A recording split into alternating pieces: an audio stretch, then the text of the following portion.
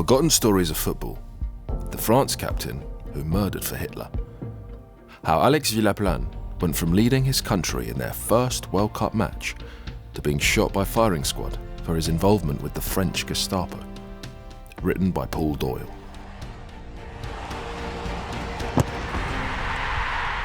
Forgotten stories of football from The Guardian. These days, when we say a footballer went from hero to villain, we tend to mean that he scored a goal and then, say, gave away a penalty. So that cliché seems a trifle inadequate when referring to Alex Villaplane, as you'll gather from even the starkest summary of his life. 13th of July 1930. Villaplane captains France in their first ever match at the World Cup finals, a 4-1 victory over Mexico. 26th of December 1944, Villaplane is shot by firing squad, having been condemned as one of the most despicable traitors in his country's history.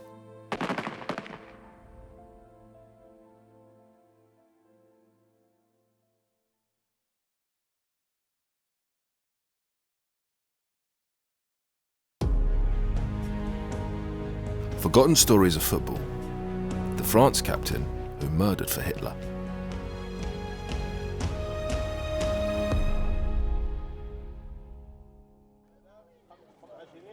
Born in Algeria to French parents in 1905, Villaplane was the first player of North African origin to represent France.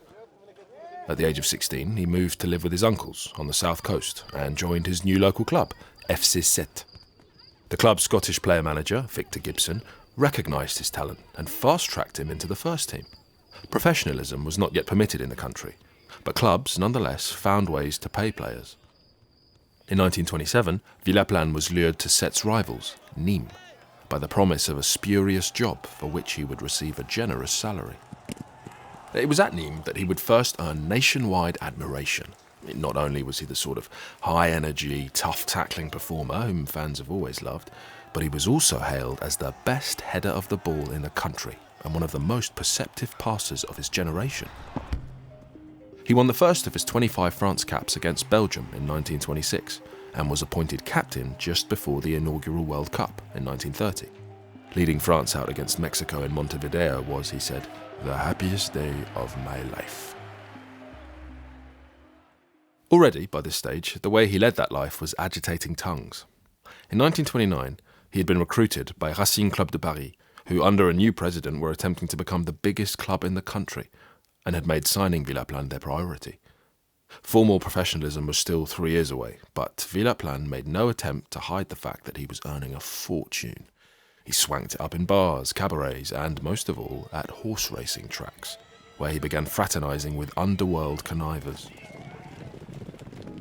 When professionalism was finally legalised in 1932, Little Antibes decided to make a bid for the big time.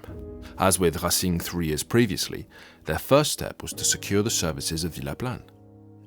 At that time, the championship was divided into southern and northern sections, with the winners of each playing off for the title of champions. Antibes won the southern section and then beat SC Fives-Lille in the decider, only for it to emerge that the match had been fixed. Antibes was stripped of their title and the team's manager banned, though it was widely believed he was a scapegoat. Villaplane and 2 teammates, with whom he had previously played at 7, were suspected of being the real plotters. All 3 players were soon let go. Nice snapped up Villaplane, but soon regretted it. Several times he was fined for missing training, and when he played, the one-time dynamo trudged around the pitch looking unfit and uninterested. Nice released him, after which the only club who wanted him was 2nd Division Bastidien de Bordeaux. They were managed by his former mentor at 7, Victor Gibson. After 3 months during which Villaplane rarely turned up, the Scots sacked him. So Villaplane was lost to football at the age of 29. But in 1935, he popped up again in the sports pages, after being imprisoned for fixing horse races in Paris and the Côte d'Azur.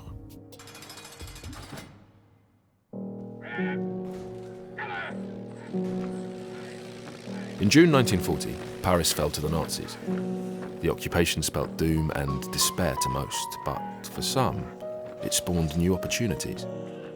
The conquerors needed help getting established, and forged links with assorted local black marketeers to procure what they could not themselves plunder, anything from gas to food to fine art. One local criminal emerged as particularly useful, Henri Lafont, an illiterate orphan turned rampant ne'er-do-well. He would thrive during the occupation to such an extent that he could have described himself in much the same way as Signor Ferrari did in the film Casablanca. As the leader of all illegal activities, I am an influential and respected man. Some of the Nazi top brass wanted rid of Lafont, the austere old Prussians who believed the Reich's honour was being besmirched by consorting with shabby crooks. So Lafont proved his worth by personally hunting down and torturing the leader of the Belgian resistance. The more Lafont's influence grew, the more he recruited. He toured the Parisian prisons, arranging the release of old associates and anyone else who could help consolidate his powerful place in the perverted new social order. Pierre Bonny, once the most famous police officer in France before being disgraced and jailed for corruption, became his right-hand man. At some point, they hooked up with Villaplane, whose assorted activities by now included gold smuggling. The gang set up their headquarters at 93 Rue Lauriston, probably the most infamous address in Parisian history. It was the home of the gang that became known as the French Gestapo.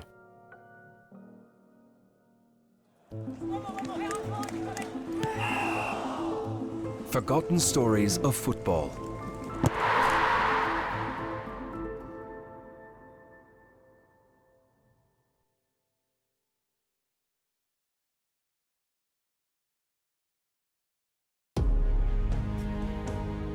Forgotten stories of football. The France captain who murdered for Hitler.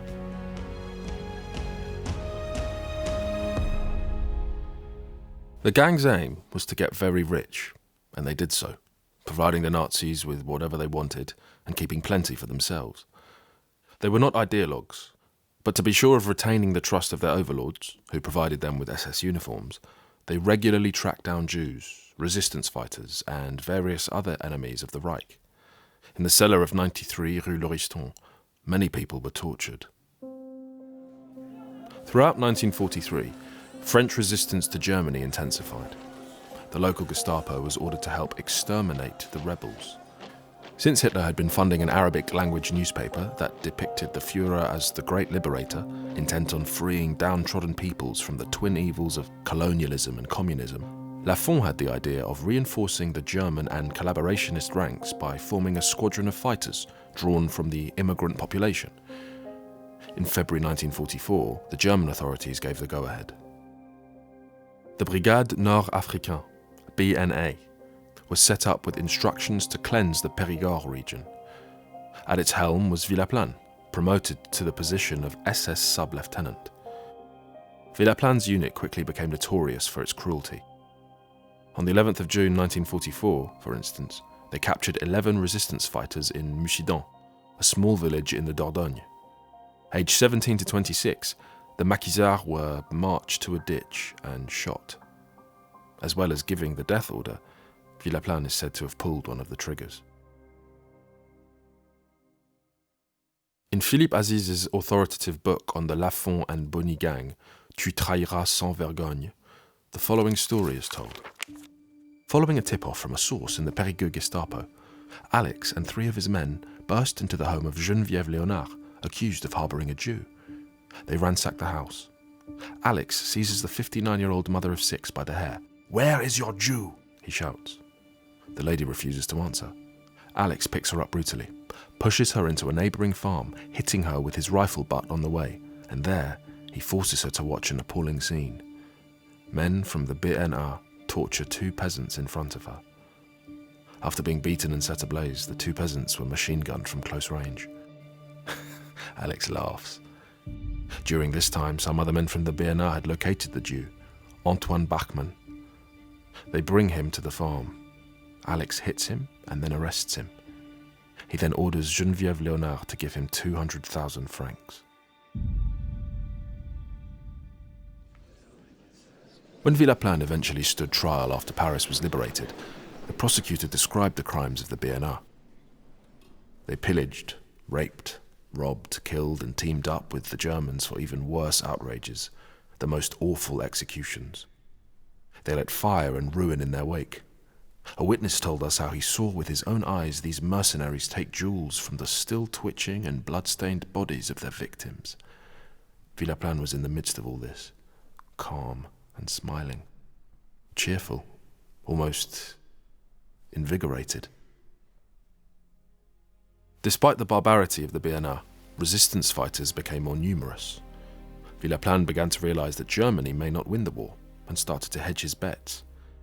He staged public acts of mercy, allowing many of the people he was supposed to be pursuing to escape, cultivating the appearance that he was only working with the Nazis to help save his compatriots. According to the prosecutor, his greed undermined this artifice.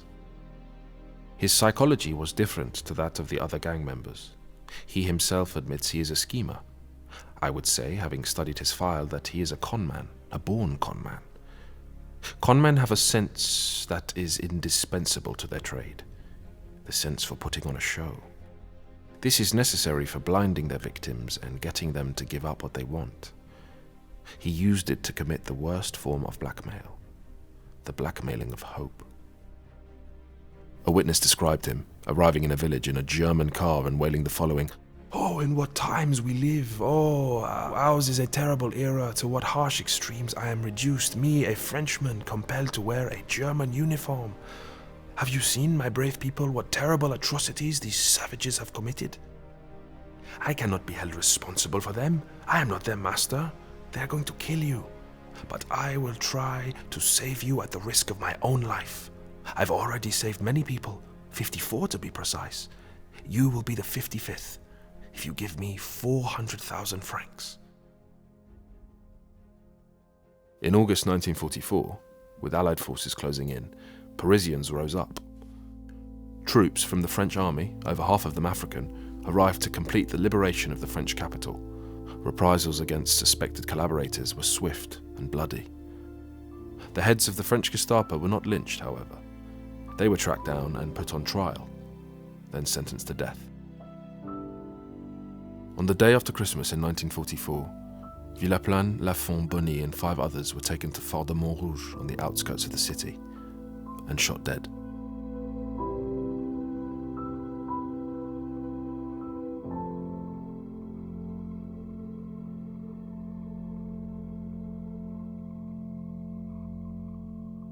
The France football captain who murdered for Hitler was written by Paul Doyle, additional journalism by Rob Smythe. The reader was Olivier Huband.